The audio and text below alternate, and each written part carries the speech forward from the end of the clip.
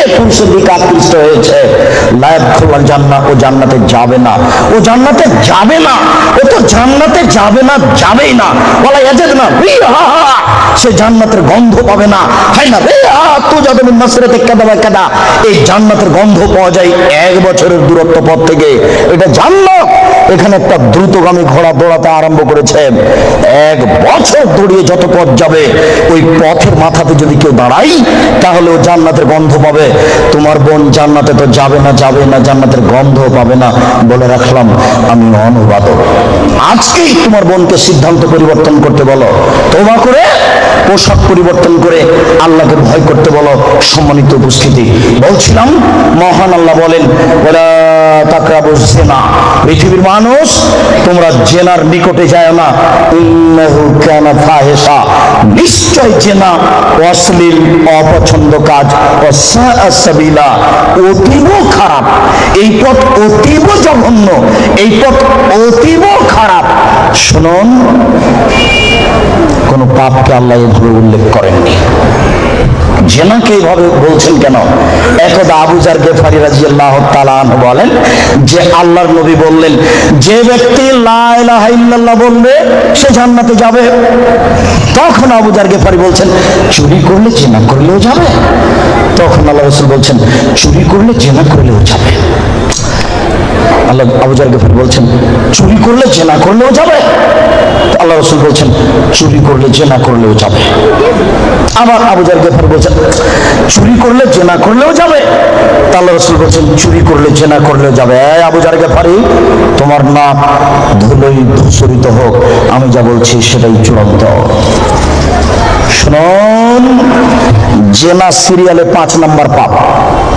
1 নম্বর পাপ হচ্ছে শিরক করা, 2 নম্বর পাপ হচ্ছে বাপ মায়ের অবাধ্য চলা, 3 নম্বর পাপ হচ্ছে মিথ্যা কথা বলা, 4 নম্বর পাপ হচ্ছে খাদ্যের ভয়ে ছেলেকে হত্যা করা। একটা ছেলে একটা মেয়ে যথেষ্ট। আপনারা 10 ভাই বোন। আপনারা কয় ভাই বোন? 10 ভাই বোন। আপনাদের বাড়িতে ছিল 3 জন কিষান কামলা, কতটি হলো? 13টা। আপনার বাপ মা কতটি হলো? 15টা। আপনার বাপ রাত্রে 2 জন করে ফকির ধরে নিয়ে যেত বাড়িতে, 17 জন। আপনার মা 17 জনের ভাত রান্না করতে ঢেঁকিতে ধান ভেঙে।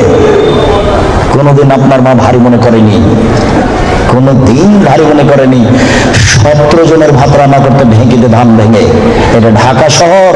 তুমি যদি আমাকে রাত 10টায় বাড়িতে নিয়ে যাও, গিয়ে বলো, খালেদা একটু উঠো তো, একজন গেস্ট মেহমান আছে।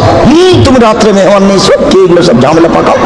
অথচ তোমার স্ত্রী যেখানে রান্না করে সেখানে গ্যাসের চুলা আছে, সেখানে ফ্রিজ আছে। তোমার স্ত্রী নাক সিটকানি দেয়।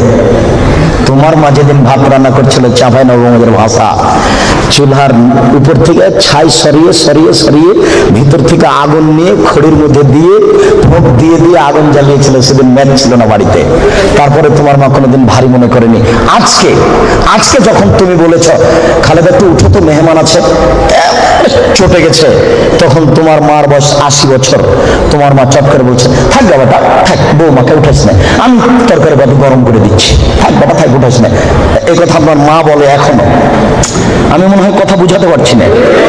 আপনার মা এখনো বলে বউকে মায়ের স্বভাবে নিয়ে যেতে হবে, আর আপনাকে আপনার বাপের স্বভাবে নিয়ে যেতে হবে। ছেলে কম নিলে সংসার সুখী হবে, এটা ভুল সিদ্ধান্ত। মানুষের টাকা বেশি হতে হতে হতে হতে এত বেশি হবে যে ফকির থাকবে না। এ কথা আল্লাহর নবী বলেছেন, কেউ নিবে না টাকা।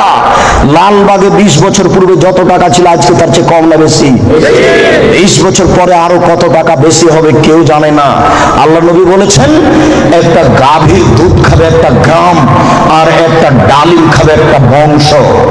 15 বছর পূর্বে একটা গাভীর দুধ হতো হাফ কেজি থেকে 3 কেজি, এখন একটা গাভীর দুধ হয় 3 কেজি থেকে 40 কেজি। 15 বছর পূর্বে একটা ডালিম ছিল বাজারে 1 ছটাক, এখন একটা ডালিম বাজারে 1 কেজি।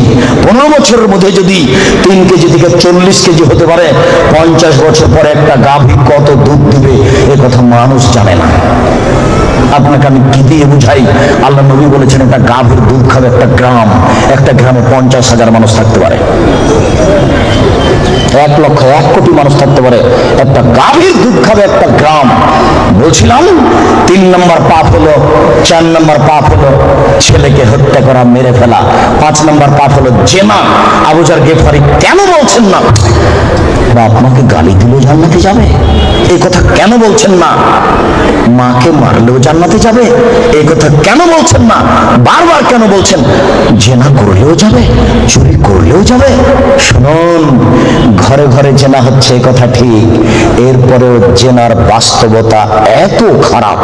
আজকে যদি একটা জেনার বিচার হয়, তাহলে ওই যুবক যুবতী মনে করে যে মাটি ফেটে গেলে নিচে চলে যেতাম।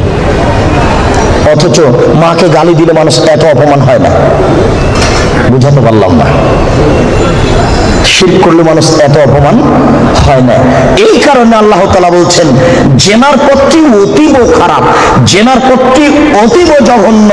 পৃথিবীর মানুষ মান ইয়াফআল যালিকা ইয়ালকা ফামা, যে ব্যক্তি জেনায় লিপ্ত হবে তার 1 নম্বর বিপদ, সে হবে মহাপাপী।